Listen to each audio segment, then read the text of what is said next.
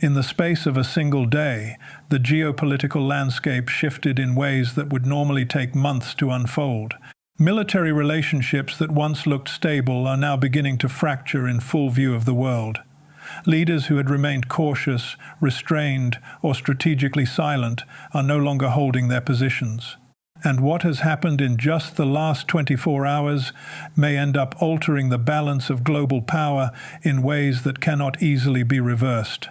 So before we go any further, understand the scale of this moment. This is not routine diplomatic turbulence. This is not another passing headline. This is the beginning of a rupture. What we are looking at now is a sequence of events with consequences that could extend far beyond one region, one alliance, or one crisis. And the first place to begin is with what may already be one of the most significant diplomatic breaks in recent memory. The United Kingdom, a nation that has maintained one of the closest and most enduring military partnerships with the United States in modern history, has taken the extraordinary step of refusing American forces access to British air installations. Specifically, the Royal Air Force bases at Fairford and Diego Garcia, both of which have historically served as critical launch points for long-range American strategic bombing operations, are now off-limits for any missions directed at Iranian territory. Senior officials who spoke to British media made the reasoning unmistakably clear. The concern centers on a specific category of proposed targets: bridges, electrical generation facilities, water infrastructure, and other sites that serve civilian populations. British leadership concluded that participating in strikes on that category of target would expose the United Kingdom to serious legal and ethical risk under international humanitarian law.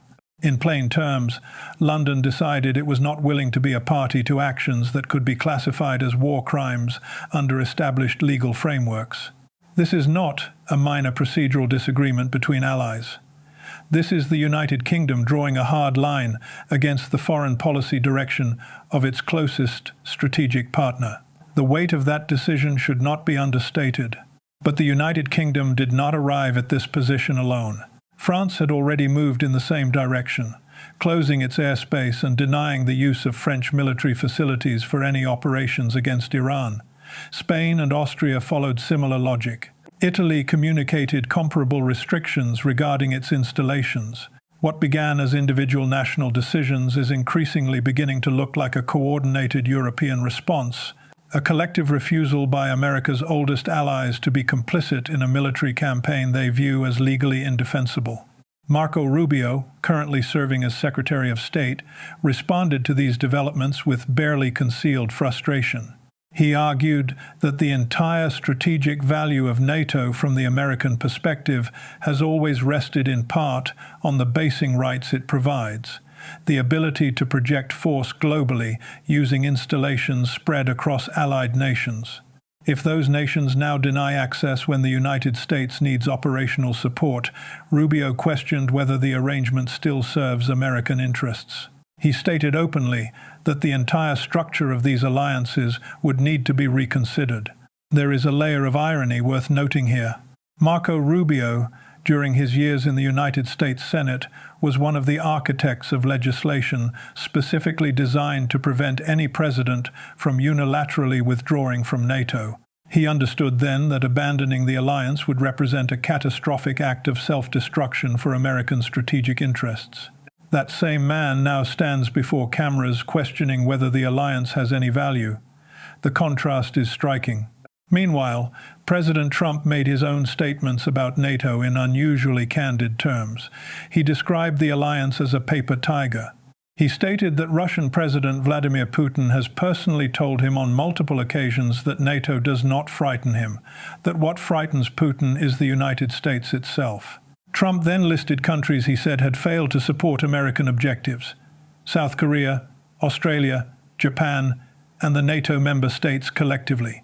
The message was unmistakable. In Trump's framing, these nations owe the United States cooperation, and their refusal to provide it amounts to a betrayal. European leaders and analysts are reading the situation very differently. Rather than feeling pressure to capitulate, there is a growing sense across European capitals that the cycle of accommodation has run its course. A prominent editor at the Wall Street Journal captured the mood when he wrote that he detects a widening resignation in Europe, a recognition that appeasing what he described as cynical provocation no longer produces results. His suggested message to Washington was blunt: either withdraw from European bases entirely or stop using the threat as a bargaining chip. Europeans, he argued, are prepared for either outcome. This shift in posture is significant. For years, European governments absorbed American pressure, made concessions, and attempted to manage the relationship carefully. What is now emerging is something different. A collective decision that the cost of continued appeasement has become higher than the cost of direct confrontation. At the center of the crisis that triggered all of this is the ongoing military campaign involving Iran. American and Israeli strikes have reportedly hit a wide range of targets inside Iranian territory. The list, as described across multiple news sources, includes universities, petrochemical facilities, electrical infrastructure, and civilian bridges. A British-Iranian policy analyst who spoke publicly on the situation described scenes inside Iran that paint a grim picture. Hospitals in Tehran reportedly preparing contingency plans for power and water loss, medical staff working through scenarios for managing critically ill patients without reliable electricity. In the city of Bushehr, residents were said to be receiving iodine tablets as a precautionary measure against potential radiation exposure. The same analyst made a point that cuts through a significant piece of the narrative surrounding the conflict. She noted that the Strait of Hormuz, the narrow waterway through which a substantial portion of the world's oil and liquefied natural gas passes, is not uniformly closed. Ships from Spain, Portugal, Japan, and China have successfully transited the strait in recent days.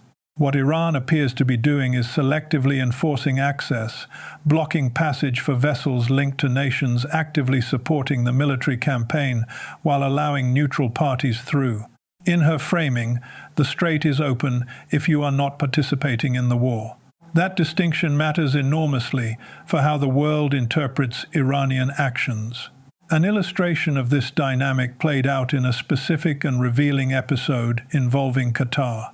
2 Qatari liquefied natural gas tankers attempted to pass through the strait without having secured explicit clearance from Iranian authorities. Iranian forces moved to block them. The ships turned around. Qatar's leadership responded by placing a direct phone call to Iran's Foreign Minister Abbas Araghchi. The readout of that call tells its own story. Iran's foreign minister told his Qatari counterpart directly that the current crisis exists because of what he described as American and Israeli aggression, and that nations allowing their territory to be used as launching pads for that aggression should expect consequences. Qatar's prime minister pushed back, condemning Iran's strikes on regional infrastructure and rejecting any targeting of civilian sites under any conditions. Araghchi's response was that Iran is exercising its sovereign right to defend itself and that it views strikes on civilian and industrial sites inside Iran as war crimes that require international prosecution. Both parties ended the call by expressing support for a return to stability. But Iran made clear it is seeking a permanent end to hostilities, not a temporary ceasefire measured in weeks. The fires burning in the industrial city of Jubail in Saudi Arabia added another dimension to the picture. Jubail is home to some of the largest petrochemical complexes in the world, as well as major desalination facilities.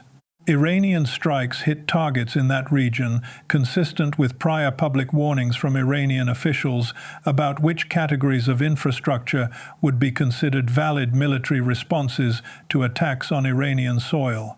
The King Fahd Causeway, connecting Saudi Arabia to Bahrain, was closed to traffic amid warnings of further Iranian aerial activity in the region. The scale and precision of these developments suggests Iran is conducting a deliberate and calculated campaign, not an emotional or chaotic reaction, but a structured military and economic response designed to impose costs on nations it holds responsible, directly or indirectly, for the attacks it has absorbed. While all of this is unfolding across the Middle East and Europe, Vice President J.D. Vance departed for Budapest, Hungary, to meet with Prime Minister Viktor Orbán. The timing and optics of that visit have drawn sharp criticism from foreign policy observers. Hungary is days away from a national election in which Orbán's party faces a genuinely competitive challenge from a pro-democracy, pro-European Union opposition coalition. Orbán, who maintains famously close ties with Moscow and has consistently opposed European consensus on Ukraine, is now under the explicit political protection of both the Trump administration and the Kremlin. One foreign policy commentator drew a pointed historical parallel, suggesting that sending the American vice president to Budapest to stand beside a pro-Kremlin incumbent days before a contested election is roughly equivalent, in terms of what it signals to the world, to an American official traveling to Hungary in 1956 to embrace the Soviet-backed government. The analogy is harsh, but the underlying point, that the United States is actively working to shore up an authoritarian leader against a democratic electoral challenge, is difficult to dismiss.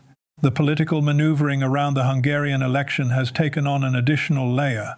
Orbán has been amplifying claims that Ukraine was responsible for a sabotage plot targeting gas pipelines in Serbia, pipelines that supply natural gas to Hungary.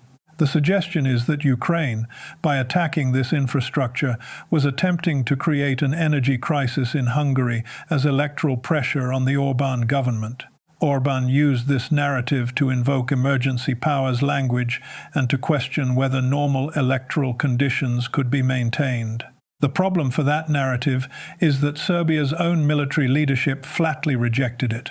General Đuro Gajic, Serbia's top military officer, gave a direct public statement. He said Ukraine was not responsible. He said claims that Serbia was planting Ukrainian evidence were false. He said the explosives recovered in connection with the incident were American-made. He said the individual suspected of involvement was a military-trained person from a migrant community. In short, Serbia's own army dismantled the false flag narrative that Orbán's government had been constructing. J.D. Vance departed for Budapest anyway. Turkish President Recep Tayyip Erdogan, speaking in a separate public address, offered remarks that were clearly pointed at the current state of the conflict without requiring him to name any country directly. He invoked a principle drawn from Ottoman tradition that times change and power shifts. He warned that leaders who undermine peace today solely to extend their own grip on power would eventually find themselves in need of the very peace, justice, and legal protection they are now denying others. He went further, drawing a direct historical comparison to Adolf Hitler, arguing that Hitler ultimately became a casualty of his own unchecked ambitions, bringing devastation not only to the world, but to his own nation and people. Erdogan's message was that leaders following a similar path today are walking toward the same destination.